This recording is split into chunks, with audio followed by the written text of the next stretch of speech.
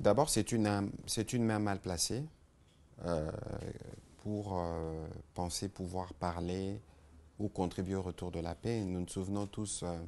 des déclarations qui ont été tenues par le président Mbeki, des déclarations malheureuses qui ont illustré une forme de méconnaissance de la crise actuelle. Quoi qu'il en soit, c'est une initiative informelle qui ne peut nullement nous intéresser, en ce sens aussi, en plus, que nous sommes déjà engagés dans un processus bilatéral avec le Rwanda à Washington, dans un processus avec les supplétifs, notamment dans ce qui s'est fait à Doha. Mais vous avez aussi vu que, à la suite de la rencontre que le président de la République avait initiée, avec d'abord dans les cadres de consultation nationale, mais aussi les discussions qu'il avait eues avec les CC-SENCO, les autres confessions religieuses, toutes les confessions religieuses se sont mises ensemble et ils ont proposé une feuille de route qui n'est plus celle qui devait être de l'ECC-SENCO au départ ou celle qui devait être celle des confessions religieuses au départ. Donc vous voyez que nous sommes déjà engagés sur 3 pistes pour nous conduire à la paix. On n'a pas besoin de pistes supplémentaires, surtout pas par celui qui est perçu comme partisan,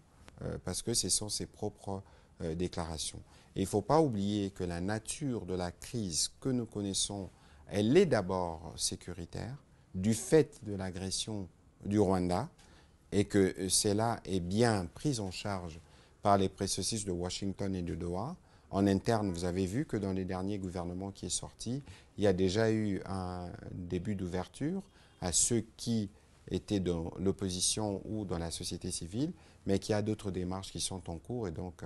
l'initiative de l'Afrique du Sud est pour nous inopportune. On ne va pas verser dans des soupçons sur les calculs qui sont le sien, mais nous connaissons ses positions qu'il a clairement exprimées. Je ne voudrais pas les rappeler ici. Et cette attitude n'est pas de nature à contribuer pour le retour de la paix, parce que lorsque déjà on fait mal les diagnostics ou on prend fait et cause pour ceux qui ont tué par milliers,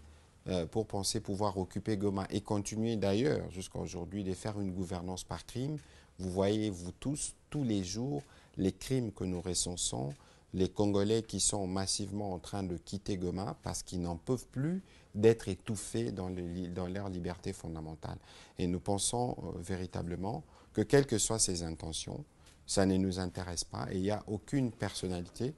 dans les institutions actuelles, ni les conseils spéciaux du président de la République, encore moins le président de l'Assemblée nationale, qui ne pourra participer à ces discussions.